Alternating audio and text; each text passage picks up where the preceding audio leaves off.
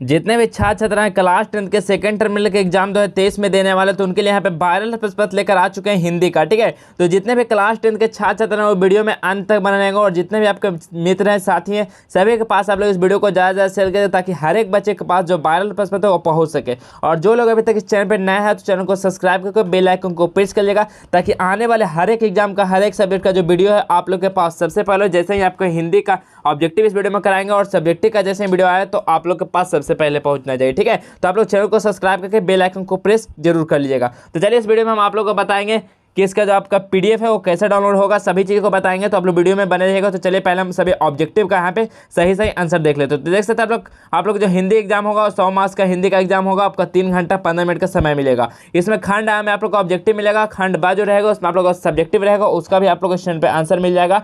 तो चलिए हम लोग चले यहाँ पे देखेंगे, आप लोग को 60 प्रश्न देखने को मिलेगा, जिसमें से 50 प्रश्न को आपको एग्जाम में आंसर करना है। सेकंड टर्मिनल के एग्जाम में, बोर्ड एग्जाम में भी आपको 50 ही करना है, आपको वहाँ पे दुगना प्रश्न रहेगा जिसमें से 50 करना। तो पहला प्रश्न बोला गया खा का उच्चारण स्थान क्या है, बताइए। खा का जो उच्चारण स्थान है, खा का उच्चारण स्थान क्या है यहाँ पे, तो खा का उच्चारण स्थान क्या हो जाएगा, बताइए। इसका सही आंसर क्या हो जाएगा, इसका सही आंसर क्या हो जाएगा, खा का उच्चारण स्थान क्या होता है, तो पहला का सही आंसर हो जाएगा बाबू वो कंठ होता है। क्या होता है, कंठ होता है। ऑप्शन नंबर बी सही आंसर हो जाएगा कंठ। अगला है इनमें शुद्ध शब्द कौन है, इनमें शुद्ध शब्द कौन है, तो बताइए अधीन क्या सही क्या कौन लिखा हुआ था, अधीन क्या होता है, तो इस तरह से अधीन लिखा था, तो सही शब्द क्या हो जाएगा, ऑप्शन नंबर बी अधीन सही हो जाएगा। अगला क्या है, निम्नलिखित में से कौन सा शब्द यौगिक है, निम्नलिखित में से कौन सा शब्द है जो यौगिक है, तो कौन सा शब्द यौगिक है, तो त्रिनयन क्या है कि यौगिक शब्द है, तो ऑप्शन नंबर सी 3 का बिल्कुल सॉरी डियर 3 का ऑप्शन नंबर बी ने, ऑप्शन नंबर बी सही आंसर हो जाएगा स्वर्णलता। स्वर्णलता एक यौगिक शब्द है, तो ऑप्शन नंबर बी होगा, ऑप्शन नंबर सी नहीं होगा। स्वर्णलता एक क्या है, यौगिक शब्द है, तो ऑप्शन नंबर बी करेक्ट हो जाएगा।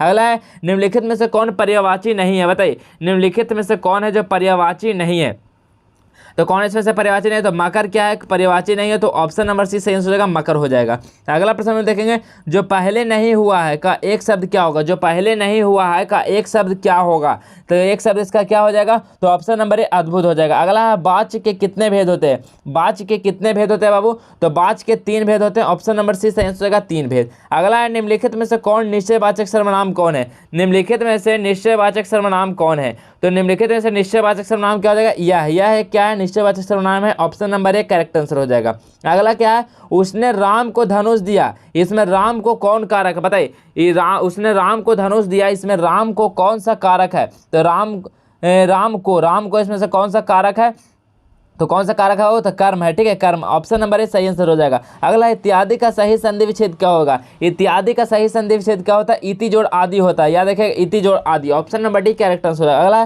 स्वर संधि का उदाहरण कौन है, स्वर संधि का उदाहरण कौन सा हो जाएगा, तो स्वर संधि का उदाहरण नायक है, option number C correct answer हो जाएगा नायक। यदि एक के बाद कोई स्वर आए तो एक किस में बदल जाता है, बताइए यदि एक के बाद अगर कोई स्वर आ जाता तो एक किस में बदल जाता बाबू, तो ये जो बदल जाता है आय में बदल जाता है, option number B correct answer हो जाएगा आय। अगला क्या है निर्धन किस संधि का उदाहरण है, बताइए निर्धन जो है कौन सा संधि का उदाहरण है, तो निर्धन कौन सा संधि का, तो विसर्ग संधि का उदाहरण है निर्धन, तो option number C correct answer हो जाएगा विसर्ग। अगला है निर्जन में कौन सा उपसर्ग है, बताइए निर्जन में कौन सा उपसर्ग आप लोग को बहुत बार पढ़ा चुके हैं, तो निर्जन में कौन सा उपसर्ग हो जाएगा, तो कौन सा हो जाएगा, तो नी क्या है निर्जन में उपसर्ग है, तो ऑप्शन नंबर ए करेक्ट हो जाएगा। अगला है किसमें आ का उपसर्ग है, बताइए किसमें जो आ का उपसर्ग है, आ का उपसर्ग किसमें है, तो 14 का सही आंसर क्या हो जाएगा बाबू, किसमें है, तो आप पूर्व में क्या है आ का उपसर्ग है, तो ऑप्शन नंबर क्या हो जाएगा, option number C correct answer हो जाएगा। अगला है रमणीय में कौन सा प्रत्यय है, रमणीय में कौन सा प्रत्यय है पूछा गया, तो रमणीय में कौन सा प्रत्यय है, आई या इनमें से कोई नहीं, तो ऑप्शन नंबर डी इसका हो जाएगा सही आंसर, इनमें से कोई नहीं है रमणीय प्रत्यय। और अगला प्रश्न है किसमें आयन प्रत्यय, बताइए किसमें आयन प्रत्यय है, तो किसमें आयन प्रत्यय है, तो सहु आयन में क्या है आयन प्रत्यय है, तो ऑप्शन नंबर सी सही आंसर हो जाएगा सहु आयन। चलिए अगला प्रश्न में देखेंगे। अगला है निम्नांकित में आकर्मक क्रिया कौन है, बताइए निम्नांकित में जो आकर्मक क्रिया कौन है, इसमें से निम्नांकित में जो आकर्मक क्रिया कौन है बाबू, तो 17 का सही आंसर क्या होता है, इसमें हंसना क्या है आकर्मक क्रिया है, ऑप्शन नंबर सी सही आंसर हो जाएगा। अगला है किस वाक्य में सहायक क्रिया का प्रयोग हुआ है, कौन सा वाक्य में जो सहायक क्रिया का उपयोग किया गया है, तो कौन सा किया गया, तो मेरी दीदी ने मुझे पुस्तक दी, इसमें क्या है सहायक क्रिया का उपयोग किया गया, तो option number D correct answer हो जाएगा। चलिए अगला प्रश्न हम देखेंगे। उसने पानी मंगवाया, इसमें मंगवाया कैसी क्रिया, बताइए उसने पानी मंगवाया, इसमें मंगवाया कैसी क्रिया है, तो कैसी क्रिया है बाबू, तो ये है पूर्वकालीन क्रिया, तो ऑप्शन नंबर सी सही आंसर हो जाएगा। अगला प्राण कौन वचन है, प्राण में कौन वचन है, तो प्राण में कौन वचन है, तो इसमें बहुवचन है प्राण, ऑप्शन नंबर सी सही आंसर हो जाएगा। अगला निम्नलिखित में से किसका प्रयोग सदा बहुवचन में होता है? बताइए निम्नलिखित में से किसका प्रयोग है जो सदा हमेशा जो बहुवचन के रूप में होता है? तो आंसू का हमेशा इसका बहुवचन के रूप में होता है, तो ऑप्शन नंबर सी सही हो जाएगा आंसू। अगला है विचार और वितर्क किस लेखक की रचना? बताइए विचार और वितर्क कीजिए किस लेखक की रचना है? तो कौन सी लेखक की रचना है? तो हजारी प्रसाद द्विवेदी की, ऑप्शन नंबर ए सही आंसर हो जाएगा। अगला है निर्लज अपराधी द्विवेदी जी के अनुसार कौन है? निर्लज अपराधी द्विवेदी जी के अनुसार कौन है? तो कौन है यहाँ पे? तो नाखून, तो ऑप्शन नंबर बी सही हो जाएगा नाखून। अगला है सिकथक का अर्थ होता है? बताइए सिकथक का अर्थ क्या होता है? तो सिकथक का अर्थ क्या होता है बाबू? तो मोम होता है, ऑप्शन नंबर डी सही आंसर होगा मोम। अगला है गद्य की कौन सी विधा है? गद्य की कौन सी विधा होती है? तो ललित निबंध है, ठीक है। गलित की कौन सी विधा है? तो ललित निबंध है, तो ऑप्शन नंबर डी सही आंसर हो जाएगा। अगला है मैक्स मिलर के पिता का क्या नाम था? याद रखिए मैक्स मिलर के पिता का नाम क्या था बाबू? तो इनका नाम था विल्हेम मुलर, ठीक है, विल्हेम मुलर, ऑप्शन नंबर बी सही आंसर हो जाएगा विल्हेम मुलर।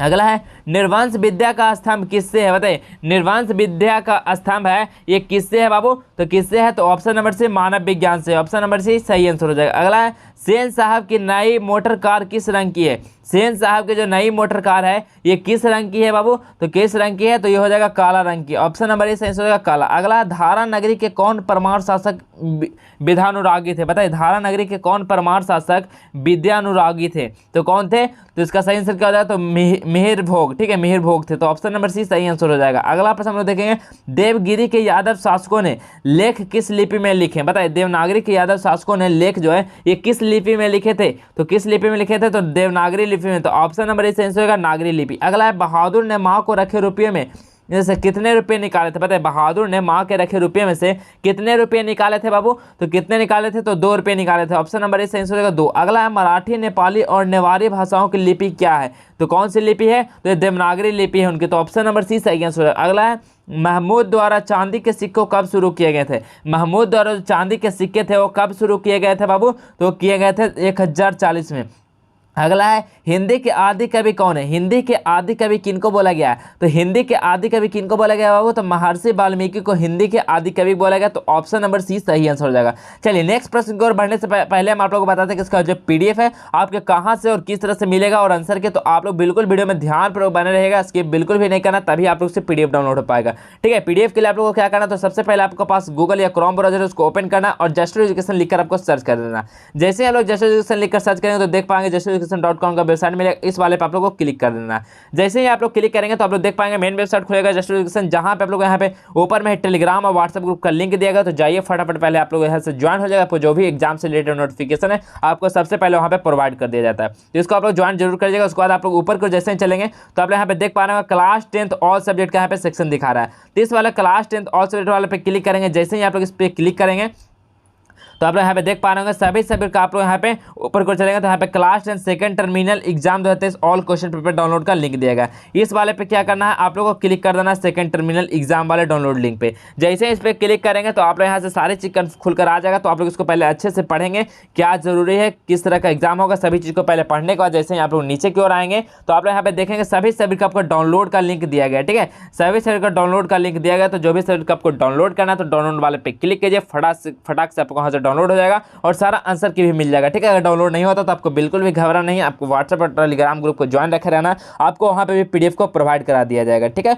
तो जाइए फटाफट सभी क्वेश्चन को आप लोग पढ़ लेना, यही सब क्वेश्चन आपको बोर्ड एग्जाम में भी आ सकता है, तो आप लोग इस क्वेश्चन काफी इंपॉर्टेंट है, तो सभी को पढ़ लेना, ये आपके लिए सेकंड टर्मिनल का वायरल पथ है बाबू, ठीक है। तो जरूर इसे पढ़ को एग्जाम देना है। तो चलिए आप लोग को समझ में आएगा किस तरह से डाउनलोड करना। चलिए हम लोग अब चलते हैं नेक्स्ट क्वेश्चन की ओर, हम लोग बात करते हैं। तो नेक्स्ट क्वेश्चन क्या बोला गया? तो नेक्स्ट क्वेश्चन बोला गया कि नाखूनों को किससे रगड़कर लाल और चिकना बनाया जाता है? बताइए नाखूनों को किससे रगड़कर लाल और चिकना बनाया जाता है? तो किससे रगड़ के बनाया जाता है? तो मिट्टी से, तो ऑप्शन नंबर बी सही आंसर हो जाएगा मिट्टी। अगला नाखून हमारी खालिस्तान के अवशेष है। बताइए नाखून हमारे किस चीज के अवशेष है? तो 36 का सही आंसर क्या हो जाता है? यहाँ पे पशुता के अवशेष है, तो ऑप्शन नंबर सी सही आंसर हो जाएगा पशुता के। अगला है नागरी लिपि साहित्य की कौन सी विधा है? नागरी लिपि जो है साहित्य की कौन सी विधा है बाबू? तो याद रखिएगा निबंध है, निबंध है नागरी लिपि, ऑप्शन नंबर ए सही आंसर हो जाएगा। अगला है बहादुर पर चोरी का आरोप कौन लगाता है? बहादुर पर जो चोरी का आरोप है वो कौन लगाता है? तो वहाँ पे लेखक लगाता है, ऑप्शन नंबर ए सही आंसर हो जाएगा लेखक। अगला क्या है? लेखक अमरकांत को किस लेखक किस लेखन के लिए साहित्य अकादमी पुरस्कार प्राप्त हुआ था? पता है लेखक अमरकांत जो थे वो किस लेखन के लिए साहित्य अकादमी उनका जो पुरस्कार प्राप्त हो चुका था? तो किसके लिए हुआ था? तो 39 का सही आंसर हो जाएगा और निबंध के लिए। ऑप्शन नंबर ए सही आंसर होगा निबंध। बहादुर कैसा लड़का था? तो बहादुर याद रखिएगा, बहादुर एक मेहनती लड़का था। तो ऑप्शन नंबर सी सही आंसर होगा मेहनती लड़का। अगला है नागरी लिपि के लेखक कौन है? नागरी लिपि के लेखक कौन है? तो यहाँ पे गुणाकर मूल्य है नागरी लिपि के लेखक। तो ऑप्शन नंबर सी सही आंसर होगा नागरी लिपि। अगला है निम्नलिखित में से मैक्स मुलर की कृति कौन सी है? निम्नलिखित में से मैक्स मुलर की कृति कौन सी है? तो याद रखिएगा कि कौन सी है? तो भारत से हम क्या सीखे, ये मैक्स मुलर की कृति है। तो ऑप्शन नंबर सी सही आंसर होगा भारत से हम क्या सीखे। अगला हजारी प्रसाद द्विवेदी का जन्म कब हुआ? हजारी प्रसाद द्विवेदी का जो जन्म हुआ था 1907 ईस्वी में हुआ था। तो ऑप्शन नंबर सी सही आंसर हो जाएगा 1907 ईस्वी। अगला रसिक समाज की स्थापना किसने की? रसिक जो समाज था इसका स्थापना किनके द्वारा किया गया था? तो प्रेमघन द्वारा। तो ऑप्शन नंबर ए सही आंसर होगा प्रेमघन।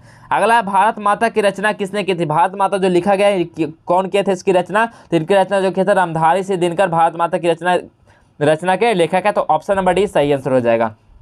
अगला प्रश्न बोला गया अज्ञेय ने किस कविता की रचना की थी? अज्ञेय जो है ये कौन सा कविता की रचना किए थे? तो बताइए अज्ञेय कौन सा कविता की रचना किए थे बताइए। तो अज्ञेय कौन से किए थे? तो हिरोशिमा की। ऑप्शन नंबर ए सही आंसर हो जाएगा। अगला है निम्नलिखित में से कौन छायावादी कवि है? निम्नलिखित में से कौन है जो छायावादी कवि है? तो पंत थे, वो क्या थे? एक छायावादी कवि थे। तो ऑप्शन नंबर बी पंत सही आंसर हो जाएगा। अगला है प्रकृति सौंदर्य की कविता के लिए विख्यात कवि कौन है? प्रकृति सौंदर्य के लिए जो कविता के लिए विख्यात जो कवि माने जाते हैं वो कौन माने जाते हैं बाबू? तो यहाँ पे पंत जी माने जाते हैं। ऑप्शन नंबर बी सही आंसर हो जाएगा पंत। अगला भारत माता शीर्षक कविता से कहाँ से संकलित है? बताइए भारत माता शीर्षक कविता कहाँ से संकलित किया गया है? तो ये ग्राम्या से किया गया है। कहाँ से? ग्राम्या से। तो ऑप्शन नंबर बी सही आंसर हो जाएगा।